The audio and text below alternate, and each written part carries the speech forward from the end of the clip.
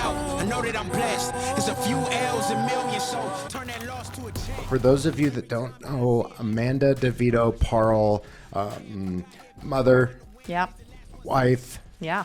amazing leader, speaker, investor, real estate investor, True. Runs a big team with Remax, one of the top producers in the country for real estate, and I'm glad that you're here. Thank you. Thanks Yeah. for that's a nice introduction. That's me. Yeah, that is you. Yeah. It's know. a small but mighty team. So go back, like, how long have you been in real estate now? Yeah. My dad was a realtor. Mm-hmm. So my mom and dad had a bad real estate transaction. And that brought my dad into real estate. So my folks were from the south side of Chicago, poor family of immigrants. My grandparents were both from Italy. And my mom and dad got married and bought a Winnebago and decided they want to go ski. And they landed in a little ski town in 1970 called Steamboat Springs, Colorado. Oh, no shit. Yeah. Okay. So my brothers and I were all born in Steamboat. My parents were there 15 years. My dad was an electrician because my dad's uncles were electricians in Chicago, and you would have never opened a business in Chicago, you know, because of the unions. And so he needed, in order to open his own business, he had to leave. So they landed in a little ski town because they heard there was work there in 1970. Turns out there was, work digging ditches. That's hilarious. Yeah. So they were digging ditches, and my mom and dad had kids in Steamboat when it was a very new baby ski town. And after the couple winters there of, 8 feet of snow dug out of your driveway with no Walmart, no McDonald's, no place to take little kids, my mom was like, get me out of here. I mean, there's not a whole lot there now. Still. I could only imagine. Then? So they owned a little A-frame in town that they renovated, and a little ski condo, 1 bed, 1 bath. They paid $25,000 for it furnished in 1971. Oh, amazing. So they left and moved to horse property in a little horse town called Golden, Colorado, home of Coors Brewing Company. And so we lived on horse property in West Arvada. 38 years my parents were in that house. But the house they bought, they had to fight another family for. They ended up having to record their real estate contract and hiring a real estate attorney to get the house. And my mom and dad looked at each other, and my dad said, Sue, you should go into real estate. And she said, you go into real estate. And so that's just what he did. So they lived on horse property 38 years in West Arvada. My dad got into real estate in 1986 when the market was as bad as it has been in 4 decades. And took him 2 years to sell his first house.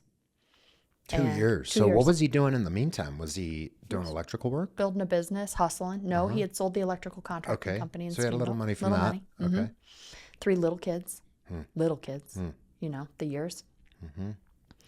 And, my dad was a relationship guy. And he just took one little step at a time to build endless amounts of deep, meaningful relationships. And so by the time I was, in high school, my dad was running a pretty successful business. He'd kind of figured out he needed help, hired his first assistant. So I got to kind of watch some of that. I worked for him. It was the only job I really ever had. I worked at the Gap once, but other than that, in real estate. And so everything I know, I kind of learned by observing his business. And I was supposed to be like answering the phones and making feedback calls and filing, except that I was like watching him with a client or listening. And so I think I had a pretty good jump start.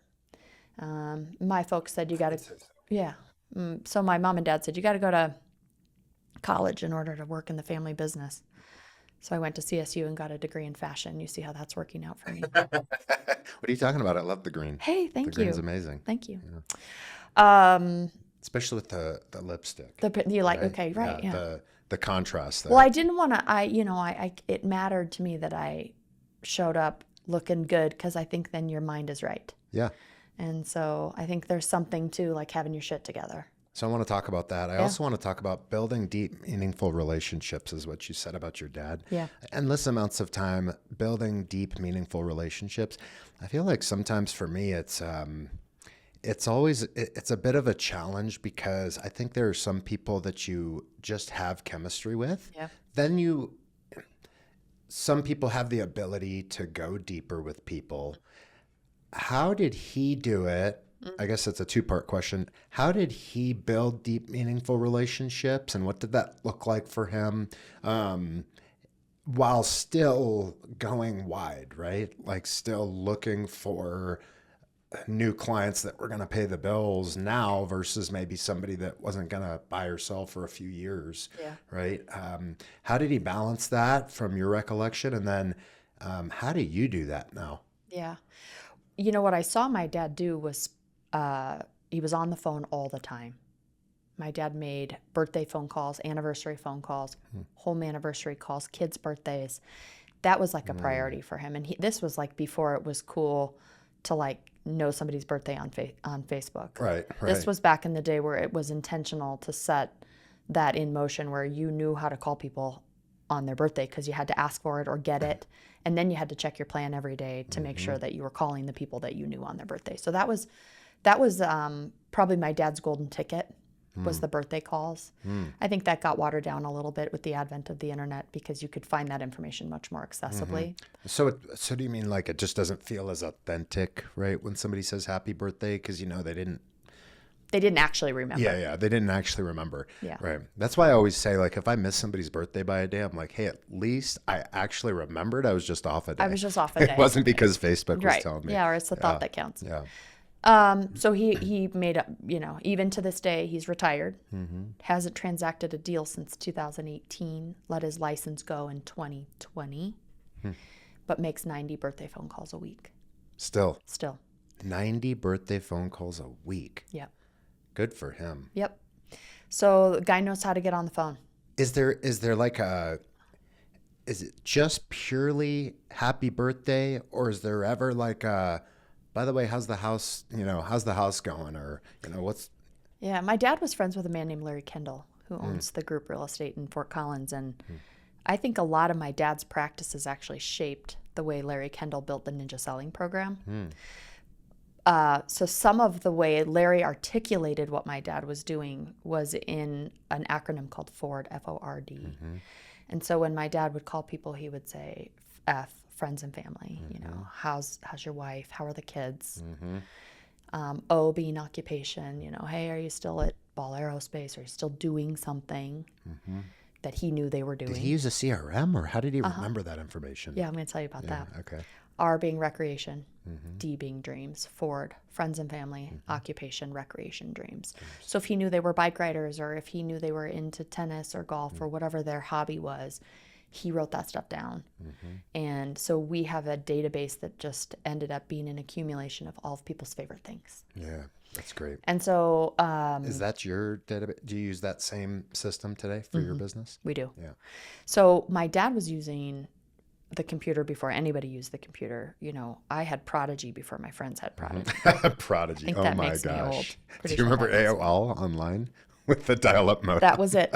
It was AOL online with the dial-in and Prodigy. Oh my goodness, that's crazy.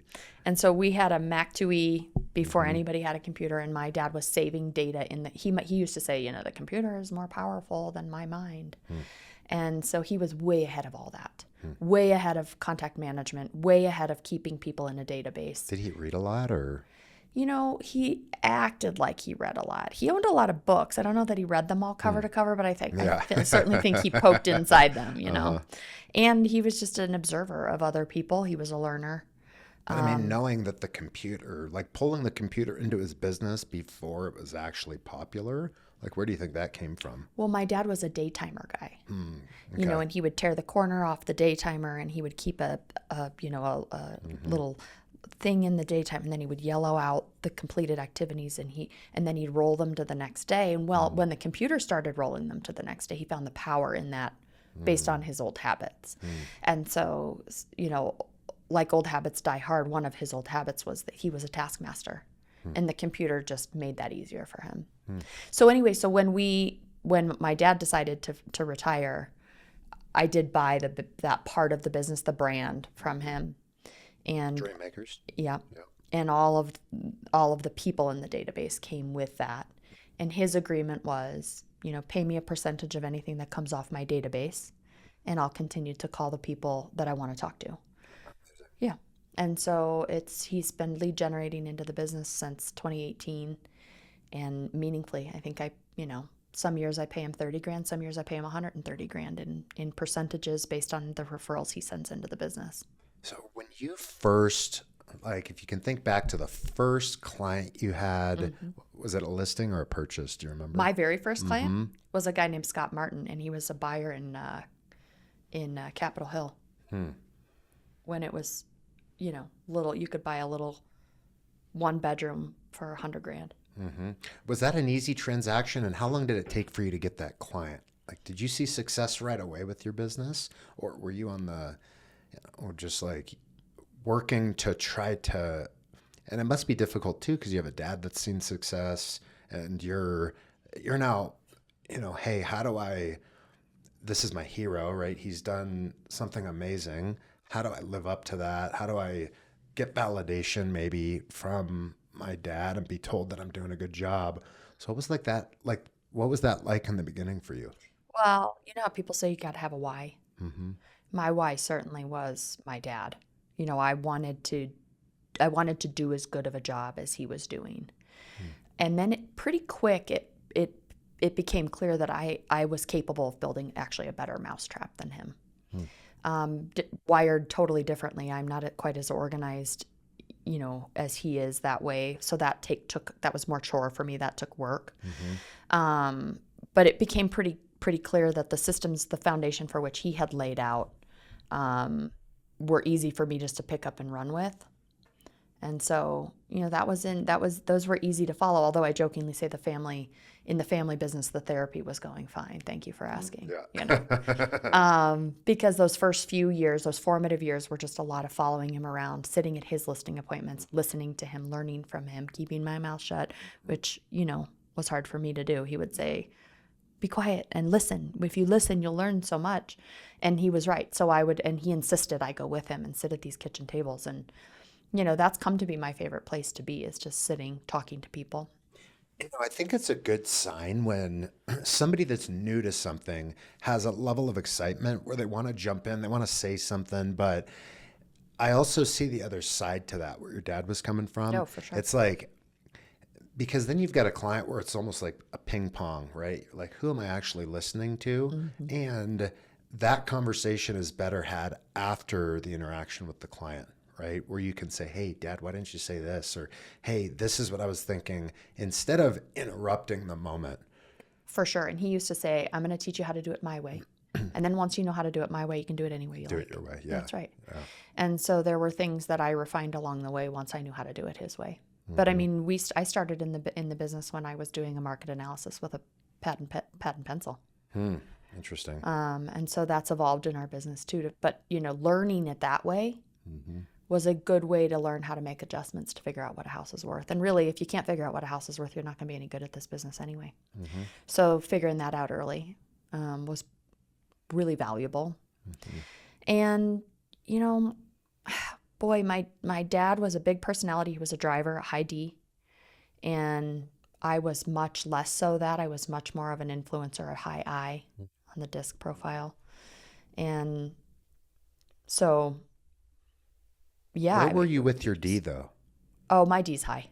Yeah, I was going to say. Yeah, it's growing increasingly higher the older I get. But that's just because I'm getting old and grumpy, I think. And you're set in your ways. But it changes oftentimes too, right? Like, I was super high D, super high I. Then I went to like high C, less D, more I and C, and it's changed back again. So I don't know. I just find it interesting how over time that can change your personality, maybe based on the people that you're around, your environment. Yeah, I think that had to do with raising kids. Yeah. I know my disc profile changed when I became a mom. How so?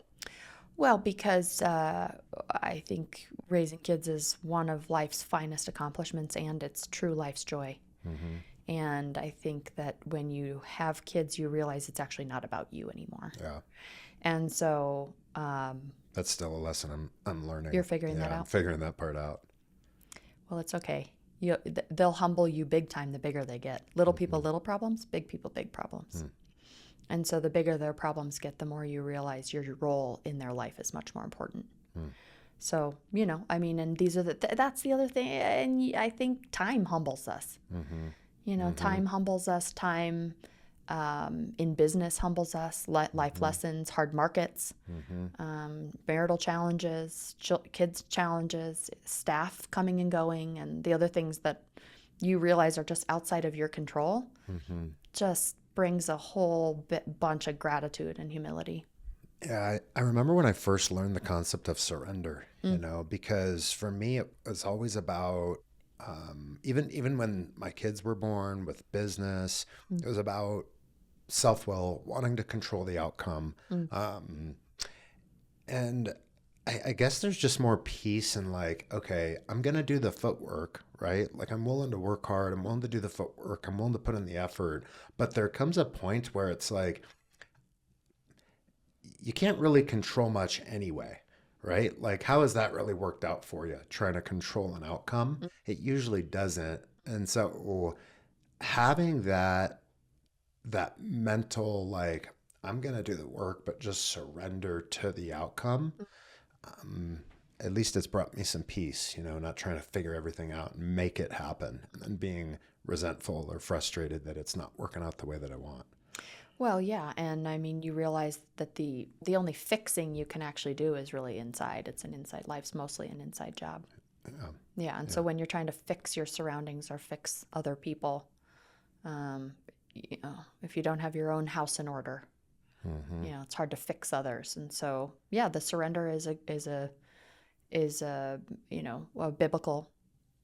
biblical background. I think there's a lot of those one words that can be very powerful, things like forgiveness and mercy, envy and greed. Yeah. That stuff can eat us up, especially extroverts like us. We get kind of pinned as being a certain personality. And I don't know. I guess I still feel a little bit coachable. I still feel like I'm malleable in the way that, like, if I see myself doing something that's not a good look or it's not working out for me, I can pivot still. I hope I can stay that way, maybe forever, really. It's just to be malleable, to go with the flow, to be flexible, to be a forgiving person, to surrender to some circumstances, realize that I'm not in control of everything, What if, so let's say there's a situation and it doesn't go your way. Some people will look at, if there's somebody else involved, they'll look at that other person and they'll sort of point the finger and say, well, it's because of this person, or if you would have done this differently. The other side to that is taking responsibility for everything, right? Even if the outcome is a negative one, even if it might appear like this other individual played a huge role in that outcome being negative or not the way you intended, but taking responsibility and having everything be something that you're responsible for, where you have power to make better decisions, maybe to change the outcome next time. Where I get kind of hung up with that is like, okay, if I'm taking responsibility for everything, where do you draw the line between taking responsibility, but also like knowing that person played a part in it and being okay with that, where you're not putting all the pressure on your own shoulders to be perfect? Well, I think there's a question in there. But I can tell you that whenever I have felt like it all landed at my feet, it usually did all land at my feet. And that when I knew it didn't land at my feet, that it didn't all land at my feet. And so meaning, I have dynamic relationships with dear long-term relationships, my brothers, my best friends, my parents. And when sometimes those things get crossed, boy, your heart and your head know it all at the same time, your gut. Because if there's somebody you really care about, truly care about the deep relationship, then you're able to own, I think in a place of high authenticity, which only really comes with a lot of life experiences and a lot of gratitude and stuff. When you come to a place of high authenticity, you can own your own shit in there. And so I can tell the difference between when something is supposed to lie at my feet, and then in which case you have to own that. Or when you know that you have a role in something, but the whole thing doesn't land at your feet. Makes sense, yeah. And so, I don't know. I just think, the older I get, then the more authentic and the more clarity, I can sort of own my role in some of those things. But yeah, relationships are hard, aren't they? Yeah. Yeah, you're raising kids, right? Yep. 3.5, 1.5-year-old. And Think you're done? yeah, we're done. You're done too. Yeah, for sure. For sure. Well, she had her tubes taken out. I don't know. Okay. Maybe the I think immaculate it stops conception working can take- after that, right? Yeah. Right. It stops working now. Hey, let's go back for a minute. So back to when you were first in real estate. Did you always envision having a team, or, you know, how much time did you work at the business where you were really learning it before you decided to start growing a team? Well, I came onto my dad's team, Okay, so there was a team in place. tiny. Okay. He had a full-time assistant, and there was 2 other guys on the team. One left shortly as I was coming in to start his own team. And the other, Jerry Golden, was my dad and I's longtime business partner. 17 years, the 3 of us were in business Okay. together. Okay. And that was really a wonderful relationship. So I came on to the team. So I guess in some ways all I knew was that Was having- shared relationship. Sure. And I had staff from the day I started in real estate too. You know, my dad had an assistant that would help me do some things. And so I got to learn to manage pretty early. I got the pleasure of learning to sort of hop into that hierarchy pretty early. When did you start buying real estate for yourself? Yeah. There's a really successful real estate agent in my office. His name's Les Venning. And he came down. He was my dad's friend, and he used to come down and visit us in our office, in our suite, you know. And he was always in slacks, tall, nice-looking man, and he would cross his legs, you know, when he sat down. And he sat right at the edge of my very rookie little desk, you know, and he crossed his legs and said, "Kiddo, if I can give you one piece of advice, it would be to buy a piece of real estate for every year that you're in this business, and you can retire at 40 rich." I was 22, and I had just moved home. I did not have a penny to my name, maybe $400. And I remember thinking, there is no way I could buy a house a year. I can't even figure out how to buy business cards right now, you know. And while my dad was very helpful to me, he wasn't giving me anything, you know. He didn't so much as buy me a business card. He did give me a loan with interest, and made me a personal loan so I could go do a few things to get on my feet. What did that teach you about money, right? Like, versus he could have just given you the money, but instead he set it up as a loan. Like, now looking back at that, you're like, man, that was smart.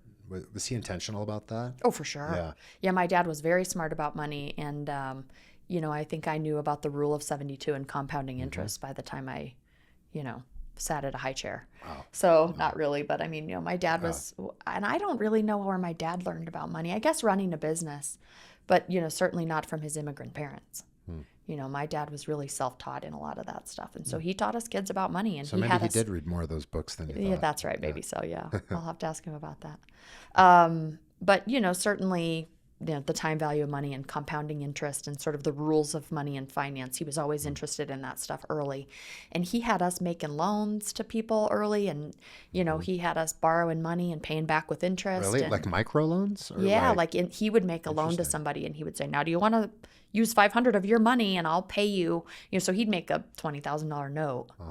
And then my brothers and I would be like, well, we want in, you know. That's and amazing. so we would put 500 or whatever we had, you know, up, and he would pay us back with interest. Whatever interest he was earning, he would cut us a check. And he made us work in the business. We planted flags and did newsletters and put stamps on envelopes and stapled notepads into newsletters. And we would, you know, improve the systems by using the treadmill or whatever to get the mailers down the, you know, down off out of the way. We'd put the mailer on and he would send it down, you know. So my brother and I were the vice president and president of mailers from, you know, 12 and 14 or whatever. And so my dad made us work in the business and he taught us about money, and then he'd give us a paycheck and we'd have to put it away and then invest it. And they just taught us how to pay bills early. They taught us how to set the thermostat early. Like, this is the shit that young people aren't learning today. They should be. They should be learning it. Yeah. What kind of loans was he giving out? Like, any type of idea that he thought was good? Well, Or did it have to be backed by real estate? no, he was always making second deeds of trust, second loans. So he'd Interesting. make a small second to somebody. They wanted to renovate their kitchen or they wanted to, Start a pizza business, Something. anything. yeah, he Okay. would collateralize the house and make them a note. So he was doing that early. So I learned, I just learned about even, securing a deed of trust in the second, but that sort of hard money game early. And so we're doing some of that. I set up a little business called Hank, the hard money lender. And so I'll make hard money notes. And actually that's really an end game for me. Anyway, but I wanted to tell you, so I did buy that one house a year for every year I was in real estate. I was going to bring you back to it. You were. Yeah. Yeah. So I bought my very first house, which I moved into. And of course, the shrewd businesswoman at 22, who I had become already, was that I was renting rooms, to be a bunch of post-college, girls running what I called the sorority house. I bought a 5-bedroom house. It was a ranch with a finished basement. It had 3 or 4 bedrooms downstairs. And so I was living upstairs and had a home office, and I rented the rooms downstairs. And those girls paid my mortgage for a long time.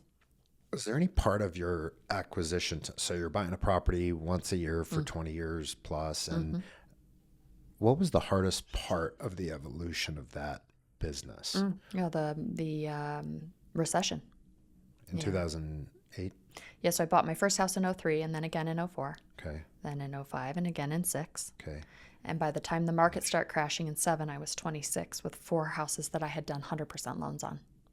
Because my dad wasn't giving me money. Like, we don't care that you don't make any money. No, right. Just fog this mirror here and you can have it. Yeah, here you go. And so by the time the recession rolled around, I had met my to-be husband, and he and I bought a rental property together out in Aurora that was a model home for a builder who was going under at the time, but we didn't know it. And so they paid their rent for about a year and then stopped paying their rent and left me with a converted sales office of a garage. And that was a mess. And we paid $240 for it furnished. And we tried to short sale it in 2010 for $140. Couldn't. And we were losing money on that. Young kids, $500 a month was a lot of money to lose on that property. For sure. And so Ryan and I kind of weathered that. And, the minute we popped out of the recession, I could see it. I could feel it. The market had changed, and I shot out of bed and said, honey, we got to move. We got to move. We got to move along here and do the next thing. And so my poor husband, I really drug him along. I would say, what we should do? And he was like, let me pick my head back up off the floor and put it squarely back on my shoulders, because I was an inventor. I was always on to the next thing. But so we accumulated some real estate together, mostly kept everything we bought along the way. And pretty quick, I got to realizing I wanted to manage properties very close to home. So I brought them all within about a 5 or 10 mile radius of our primary, and just self-managed them. Did you ever have stuff out of state?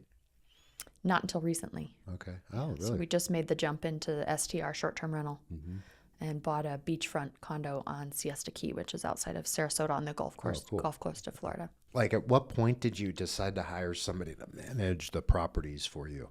I still haven't made that decision. You're still managing everything yourself? I have a full-time assistant. Her name is Lana. Okay. And she runs the business, and she does all the books. Okay. So she's managing the back end of the financing. I am doing almost all of the leasing, and then Ryan is doing a lot of the field work. So when something breaks or goes wrong. So between the 3 of us, she's doing the books and the money, collecting the rents and doing that. And I'm doing the leasing, which is field, that's the stuff I like doing anyway. That falls into my sales business anyhow. But there'll be a time where we probably just bring in fold in a property manager at some point. But we're still trying to get that portfolio paid down. Yeah, yeah. And how many properties do you have now? Yeah, 15 total. 15 total? Okay. At what point were you like, man, this is going to set us up for life, right? Because you're probably going along it the way, buying these properties, right? Yeah, you were $500 under per month on one for a period of time. At what point were you like, I got to keep doing this because I can see where this could take us? Oh, I knew it from the beginning, but I didn't realize quite how enormous the snowball could be. So we had originally set out to buy 10 properties, and 10 was always the goal. 10 was enough. Okay. And then when we got to 10, it wasn't quite enough, to live the life we had sort of set up that we wanted to live. So we pushed that to 15. And in this current year, we're in a holding pattern right now. We're just trying to pay it down, use some of the money we make to pay down the debts and just get real clean the books up, clean the businesses up, get everything moved into the trust. So you have to stop from time to time and take a break and evaluate and get yourself cleaned up and then decide if it's enough and then decide if you want to keep going. And so we're in a buying pause right now just to get our mind straight and make sure we've got our feet under us.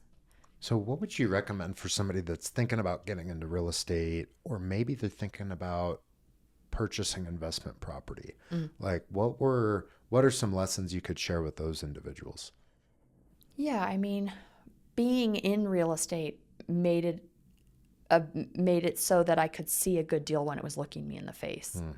So it was like I knew that this little condo was a good deal because I saw what else had been going on in that complex, or I knew that part of town was hopping, or I knew that this would rent easy or that it would sell easy. And so just surrounding yourself with the sort of the business of real estate made the investment portfolio quite easy for me because I could see the good deals while they were laying in front of me. And I will admit to you, there's been some very nice opportunistic times. I had a client who'd come and they'd say, I own this perfectly renovated little 2-bedroom, 2-bath condo, but I just really like to get out of it and I don't really want to put it up for sale. Do you know anybody who'd like to buy it? It was like, do you want me to expose this to the open market? If not, I'm in a place where I'd like to buy it from you. And a couple of times I had clients say, oh, that would be perfect. It's all yours. What do you want to pay for it? Or I'd do the market analysis and say, your house is worth X.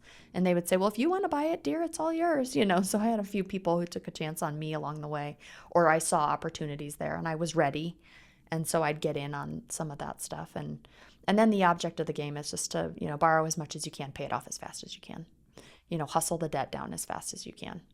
But I mean, I put almost everything I made back into our portfolio, and that will pay dividends for us in the end.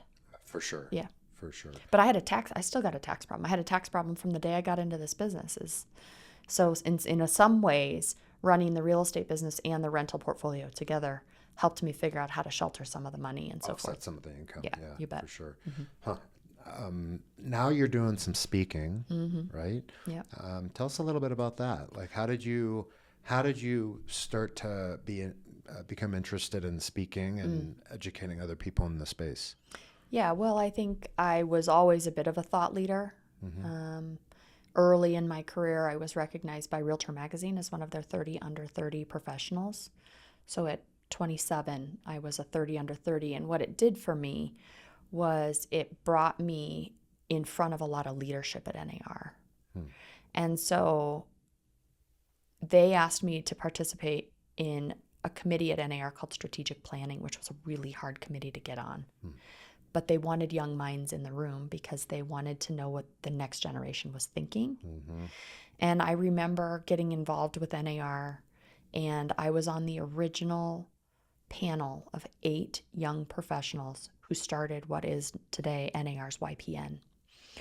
So there was 8 of us who were Realtor Magazine 30 under 30s that started Realtor Magazine's YPN group, which is now, an enormous organization, huge. And so I started the National Association with the National Association of Realtors. And then a friend, Keith Kanemoto, and Laura Roosh and I brought the local YPN to Colorado.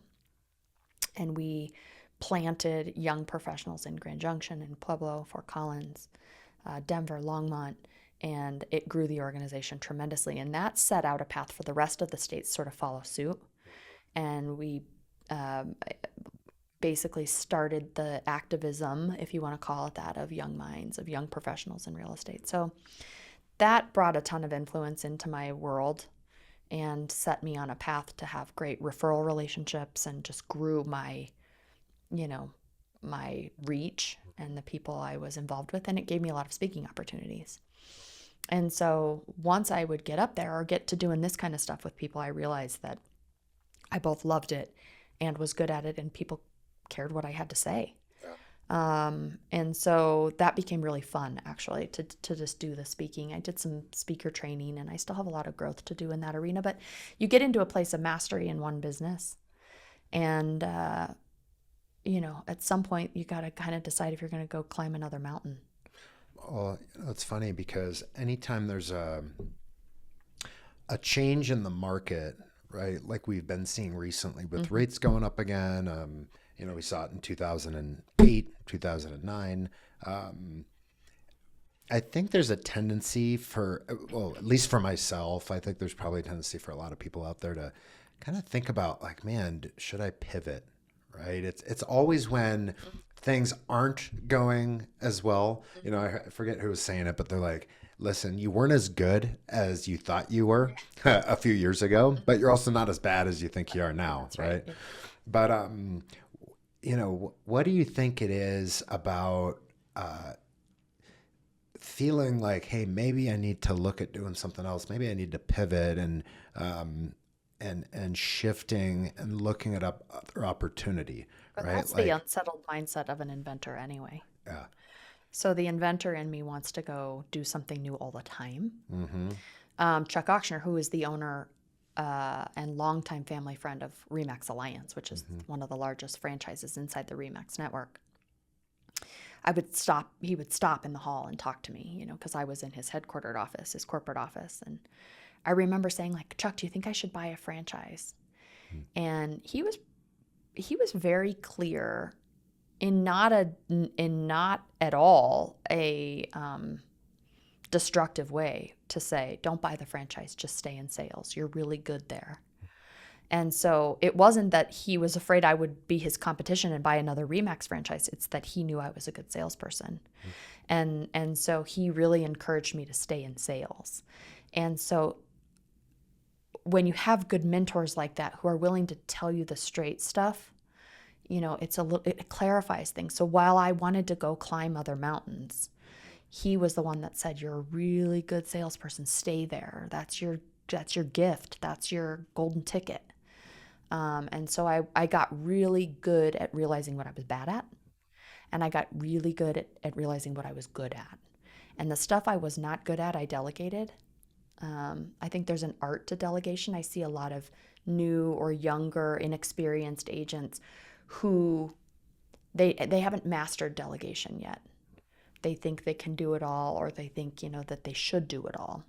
And I think, why would they want to, though? I know. Well, until you have somebody else do something better than you. Yeah. Then in which case your eyes shoot open and you go, oh my gosh, this person's way better at keeping the books than I ever was, or this person's way better at doing back-end processing of a transaction or dotting the I's and crossing the T's than I will ever be. And so I just started to really hone in and focus on what I was good at. And that takes risk and guts and money. Now we're starting to see this big push. A lot of people are going into personal brand content. We're starting to see the real estate industry and lending kind of move in that direction as well. Like, where do you think the future of the industry is headed? And also, you were mentioning NAR. Where do you think it's headed with the result of this lawsuit that just happened? Oh my gosh, you've opened up a can of worms. Two questions there. Sorry. Okay. I think that the business is unique, infrequent, expensive. People will always need guidance of some sort to do this transaction. What I'm excited about with the potential changes I see at NAR, or the potential changes that could come in light of these lawsuits, is an elevated level of professionalism in the business. So what I've been telling people is I feel like we're here on this one side of the swamp, and there's this big, ugly, drudgy, alligator-filled, snake-infested swamp ahead. And on the other side of it is something different. And I don't think I know what that something different is, but I do think that there's a batch of us who are going to get through the alligators and the snakes, and there's a whole lot of people who probably will not, or will choose not to wade in. And so I think the story isn't written on this NAR thing. I'm not going to speculate too much on what that ends up being, but I do think that NAR's purpose was really twofold, and it was the thing that they were the best at. One, there is no such place as the Homeowners Association of America. It was the realtors who were doing that advocacy work on behalf of homeowners in America. And I don't think that dies. I don't think it can, because I think that homeownership needs advocacy. And so we will continue to show up as advocates for homeownership rights because we understand homeownership rights deeply. The other thing that it was doing was it was educating the realtor. And so as long as there's an advocacy arm and there's an education arm or component to NAR, I think those are the things that survive out of NAR. National Association of Realtors was the largest trade association in America, and it was only a matter of time before the Department of Justice came for us. If I'm being honest, NAR wants you and me, lenders and realtors, both to be salaried because they don't get any tax revenue from us. So the Department of Justice wants the sole proprietor, the entrepreneur, to be taxpayers. And when we're making the kind of money that our two industries are making, I think they're looking at that and saying, we have missed revenue here, go get them. And so we were an easy target. This was an attorney-led lawsuit. This was not a consumer-led lawsuit. And I can tell that because the attorneys are going to make $100 million in this. And the plaintiffs, the sellers, the wounded sellers in Missouri are going to make between $12 and $50 a piece. So we know it wasn't a consumer-led lawsuit. We know that the attorneys stand to make a lot of money. Perhaps attorneys even really think that their attorney friends stand to make a lot of money, because how many people have said to you in the last 6 weeks since this news dropped, well, I'll just hire an attorney to do it. Yeah, right. Okay, Right. Great. And the attorney's going to let you into the house. The attorney is going to go take notes on the property to tell you it has 2 air conditioning units and 2 furnaces. No. And Run comps. yeah, no, come on. Listen, the real estate agents have been ants on the ground for a long time. And the ants on the ground are doing a lot of the data collection. And so without ants on the ground, I think that the data aggregates don't have the data. So, for example, I go to the kitchen table and I sit with you and your wife and I walk your property and I take a bunch of notes and I clean up the public records report, which is inevitably wrong almost all the time. And then I sit down at the magic listing system and I put all the data into the MLS. And then Zillow and Homes.com and Realtor.com and all of the other data aggregates take the data out of the magic listing system. Well, without ants on the ground, the magic listing system doesn't exist and the data aggregates don't have the data unless they get their homeowners to start adding the data to the system themselves, which Zillow will let you do. You know, if you go onto Zillow, you can say, claim this house, it's mine. And then they'll put you through a survey to fill out the bedroom and bathroom count and any of your upgrades and features. So, you know, even Zillow for the last 10 years has been counting on the homeowners to actually aggregate the data to them. So this has become a data game, if you ask me. So it'll be curious to see how the advocacy plays out. It'll be curious to see how the swamp, who can wade through the swamp, and then what kind of professional is left on the other side. Cool. Mm-hmm. Good. Well, hey, I appreciate you coming on the show. I know you got to run out of here. Yeah. Where can people find you? Well, I run a real estate business still, DiVito Dream Makers, and they can go to my website there. And on social at all? Yeah, I do a little bit of Instagram, and I do a little bit of Facebook, and I do a little bit of LinkedIn, so you can find me in those places, Amanda DiVito Parle. And, you know, I've got some big plans to grow my media business with you and with others, do some more speaking and thought leadership. And so I'm looking forward to those opportunities, and I thank you for the opportunity. Yeah, it's awesome. Good for you. Thanks for coming. Yeah, you're welcome. Turn that loss to a check. Every time that I see a limit, I push right past it. Don't care if you got here first, the one to win is the last one standing. Say my life is like luck. Nah.